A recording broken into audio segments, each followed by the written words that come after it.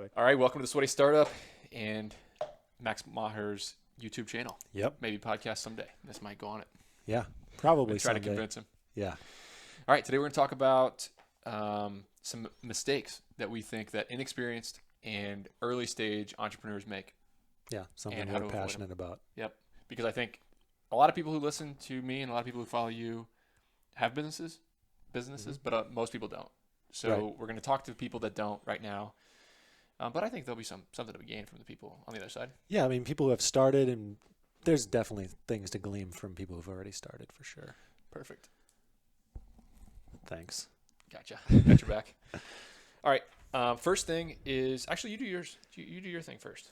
Perfect. Yeah, so the biggest one that I see is businesses just simply don't value their time highly enough, and they're not charging enough.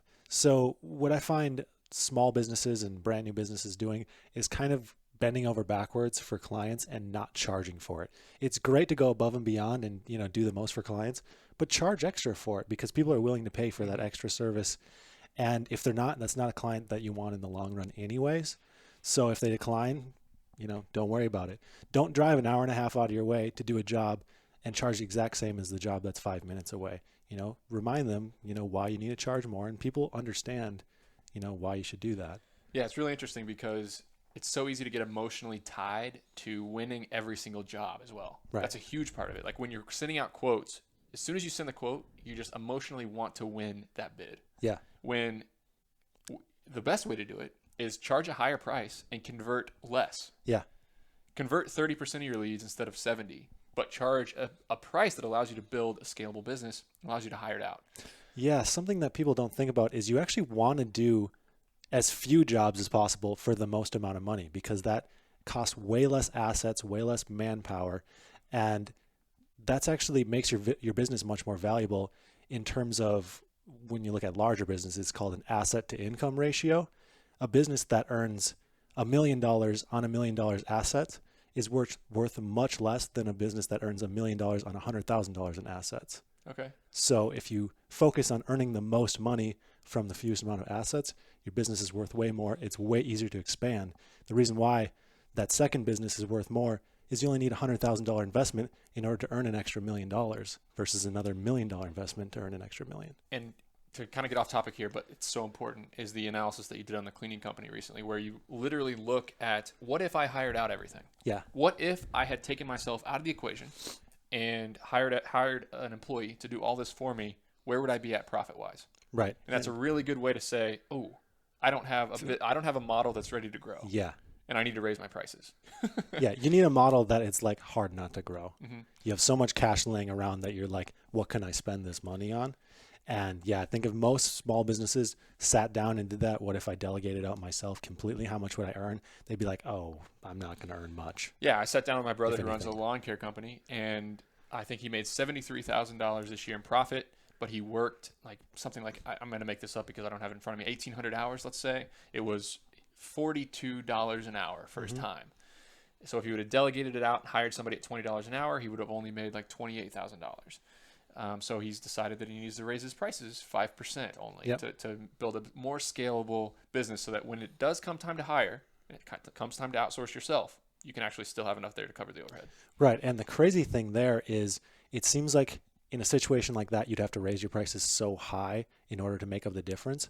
But actually, when the prices come down to that, sometimes it comes out to, if you raise your prices 5 or 10%, you're actually doubling your profit.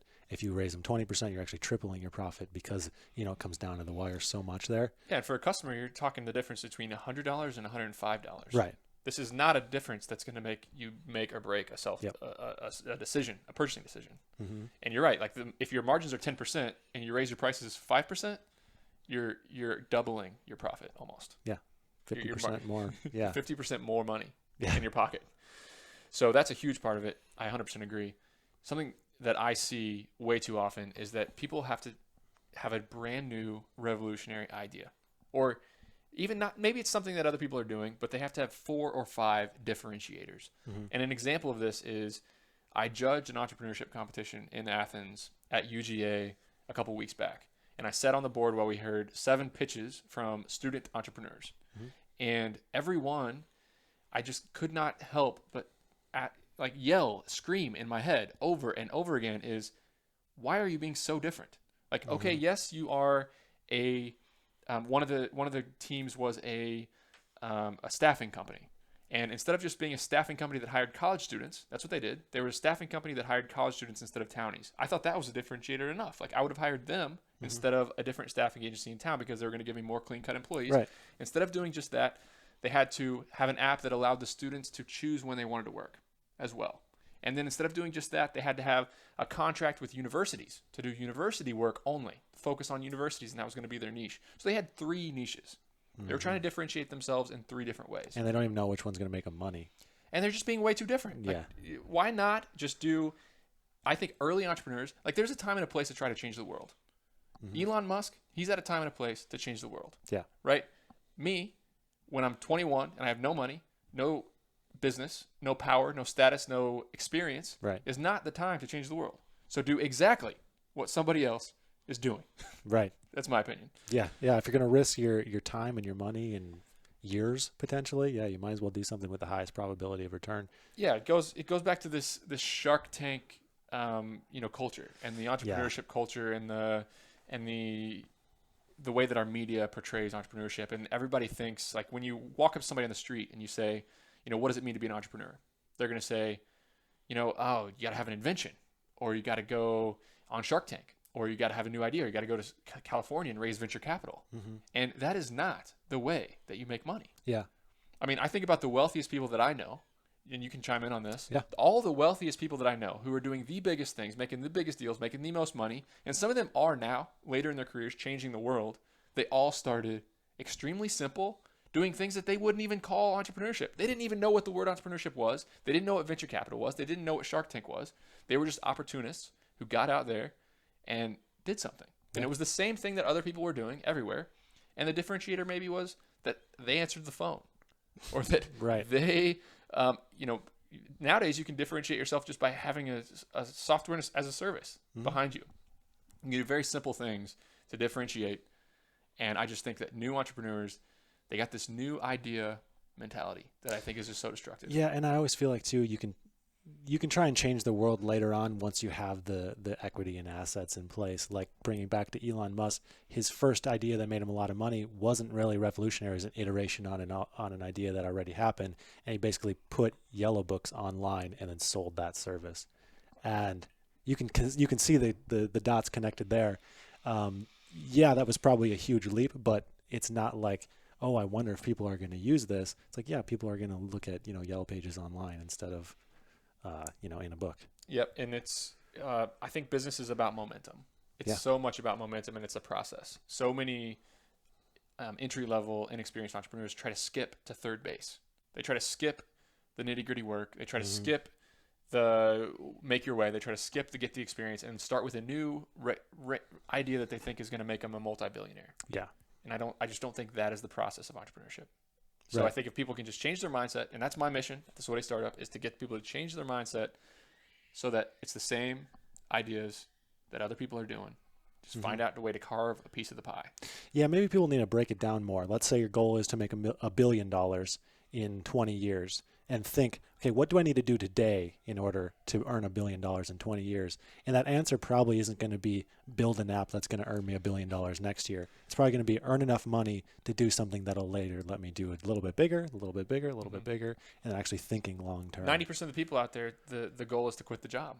Yeah. That's the goal. If you can achieve that and be your own boss and live the life you want, then you are ahead of 90% of people who are driving an hour and a half to a job they hate and sitting in traffic each way. Yeah. So I just feel so passionately about that it just drives me nuts to see, like, the question that drives me nuts at this pitch competition. I would take it back there. It's, how is that idea different than an XYZ? And why? Why does it need to be different?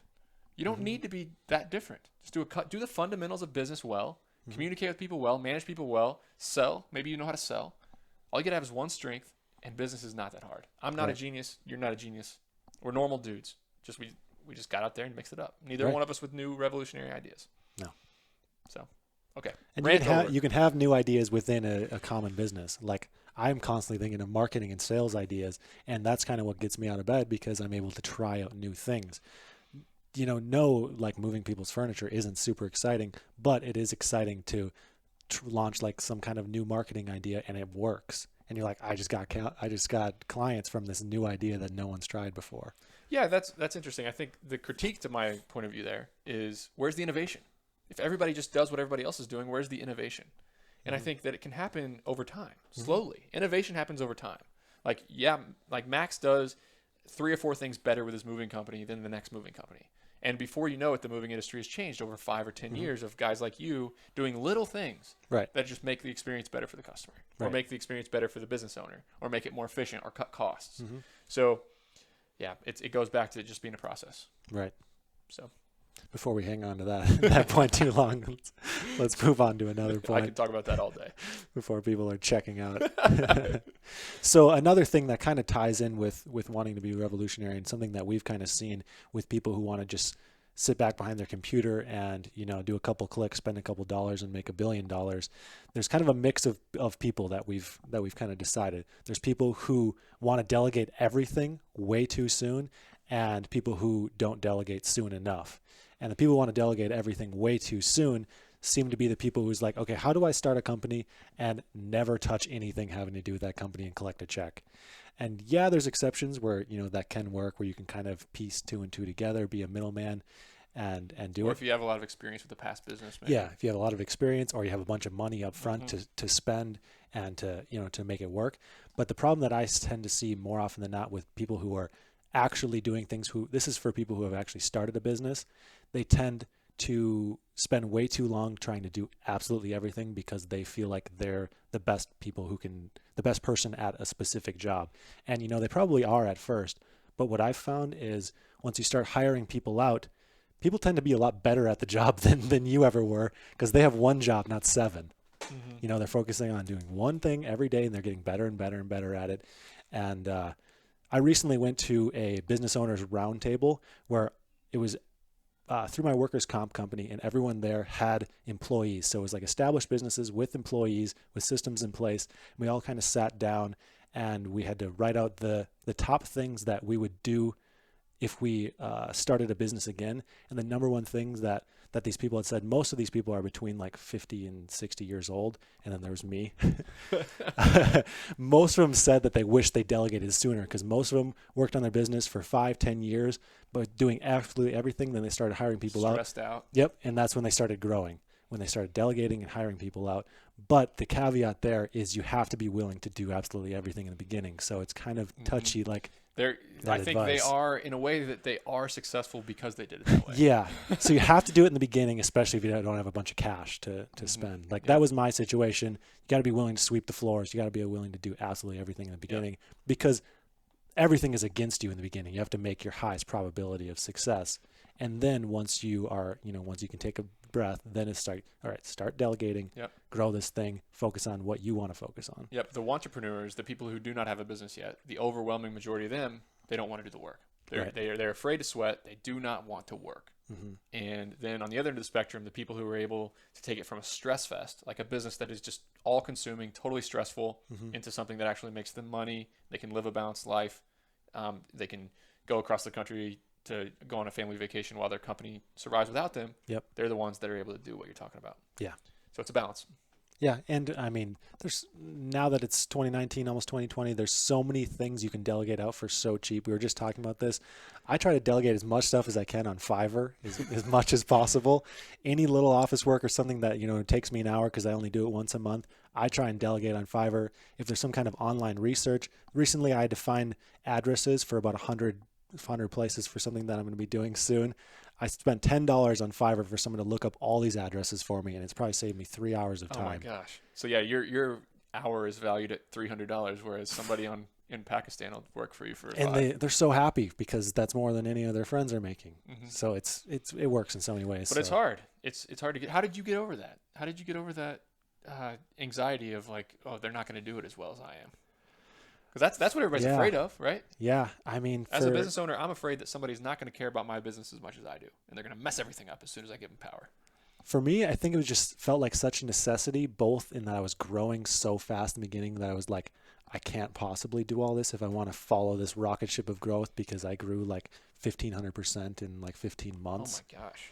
And so it's a combination of that and seeing in my family, my dad basically worked for himself and still does, and like refused to hire basically everything out. Um, things that he could have hired someone $10 an hour to do, he spent 5 hours of his day working on when he could have spent that time working on something else that would have earned him much more money. So I just knew it Knowing was where the value is. yeah, You know where your most high value work is. You pinpointed it. You said, this is what I'm good at. When I'm doing this, I'm earning the most money for my business. right. And when I'm doing anything else, I'm wasting time. So I've got to delegate it. And I use that for my personal life too. I'm very picky about my time and where I spend my time on. You watch a lot of live TV and sports and news and stuff. No. I'll watch a TV show or a movie, but before I watch it, I'll check out reviews, make sure it's worth watching, and only if it's super high quality. If I'm not into the beginning, I'll turn it off. Like my standard is really high on whether I spend. I bet you're fun on dates. Yeah. Let's get out of here. Yeah, I got work to do. All right, I love it. Okay, so another one. We got, let's see, delegating, not willing to. Wanting to make everything perfect in the beginning is another huge one. Yeah, that stops most people from ever getting started. Yeah, and that's something that's kind of more in tune with trying to start a new idea, wanting their product to be absolutely perfect before you even know if someone's going to buy your product. But it also happens with just this local smaller business too. People who want like a perfect website before they start for their local business, when in reality, most people aren't even going to look at their website anyways. So, go make a 3-page website because the 10 people who are going to see it in the first 3 months of your business aren't going to care anyways. And the point there is just get started, just start, because you might spend all this time, building out everything to perfect, realize half of it's not perfect in the first place. 3 months in, realize you don't even like that business, and then you just wasted more time. Yep, it's the uncertainty though that scares people. Yeah. People are not used to uncertainty. I mean, you look at how we're raised. The schools that we go to, everything is boom, boom, boom. This is how it's supposed to work. Go to high school, get good grades, go to college, go get a good degree, then so that you can get a good job, so that you can commute to work, so that you can retire when you're 65, and then you can start to have fun when you're about 70. Yeah. I mean, everything we do is so certain. Go watch a movie, it's going to end in a happy ending. So you got to be able to thrive on the uncertainty, and part of it just means jumping in, just doing it, which is hard. Yeah. That's the tough part. And start cheap. Start as cheap as you possibly can. Yep. And I think another small tidbit about some mistakes that people make early on is just the unprofessionalism that I see with emails, texts, calls. Get your stuff together with your email signature. Get your stuff together with your punctuation. Send professional text messages. Answer the phone saying, "Hello, this is Nick with Storage Squad. How can I help you?" instead of "Hello." It's amazing the amount of new business owners that just don't understand the etiquette. Yeah. The email etiquette, the phone call etiquette of business, that I just wish I could shake them a little bit, because they're brilliant people that just haven't made that step. You know how we answer the phone at the moving company? Tell me. It's a beautiful day at Skinny Went Moving. How can I help you? Beautiful. Every day. I love that. Yeah. I love it. It stands out. People are like, oh, wow. Okay. It's a beautiful day here. Yeah. Beautiful day. Well, it's because you live in Phoenix. If you lived in upstate New York, you wouldn't be able to say that. It's a beautiful day inside here in upstate New York. Yep. And I think also another thing that holds, the last thing here that holds entrepreneurs back is how they spend their money. Some people are way too stingy and search way too hard to save $5, drive across town to save 3 cents a gallon on gas. Yeah. And other people just don't understand the value of money. I think overwhelmingly it's on that side. People don't understand how important money is, how valuable it is. It's a tool. Yeah. You got to use it as a tool. Yeah. Also, part of the, oh, wow. We got some white-tailed deer running across the cul-de-sac right in front of us. Wish you guys could see. I don't even remember what I was going to say. You were talking about money, how stingy is being good, how being stingy is good, or oh yeah, part of that problem is so many people get into business in order to get rich. But if you go into it trying to get rich, so many of your other values are going to be off in terms of, just building a great product or service, treating customers right. Because basically it's like, I mean, you make a certain amount of money. Everyone goes in it because they want to make money, but then you make a certain amount of money and you're like, okay, I have everything I need. I don't, it's not really the money so much anymore. And you find there's something else, either it's being a service to your product, your community, or, offering the best service, or just creating something or building something. And when you tend to focus on the other end, that's when you start building something that's so much better. and you start making better decisions, wiser decisions, and taking risks on the better things. Yep. You know. Yep. You have to understand that money is a tool, and if it's what you want and it's what you desire, it's not going to get you very far. I mean, I Right. listened to a really good podcast on where somebody was talking about the value. There's 3 different levels of wealth. The first level is like being stressed and not being able to make payments, and like that Mhm. part is miserable. The second is being able to go to a restaurant and order what you want off the menu without being stressed. Mhm. And the third is like being able to take a trip and plan a vacation without worrying about the cost of the hotel. And beyond that, Yeah. your happiness level doesn't change. Yeah, I believe that. I think there's a few extra levels beyond that, but they don't, happiness wise, they don't Yeah, matter. it's not a exponential growth for Yeah. sure. No, I totally agree with that. Any other mistakes that you see that frustrate you out there? Well, I was wondering if there's any mistakes you can think of that you did in the beginning that you I was that you definitely. change. Oh man, one thing that led to my success that I think too many people don't have is the excitement, the ability to get excited about something that other people are not excited about. Mm.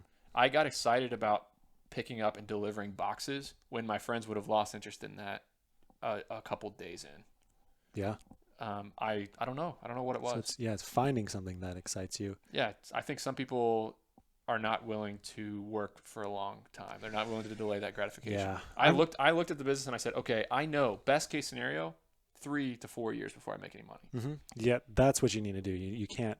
Yeah, that's another problem. So many people. We could put that on the list. So many people go into it expecting to make money right away. Mm-hmm. Or, I mean, if you can break even the first month, you're ahead of 99% of them. But then yeah, you got other can't. stories of like your friend who the cleaning company, boom, 3 months after operating, she already quit her job. Well, she quit her job 1 month after starting. Oh my gosh, she already replaced her income, right? Yeah, she replaced her income, but she's not sitting back living She's luxurious right now. Yeah, she's working 7 days a week and is completely exhausted at the end of the day and stressed out about everything.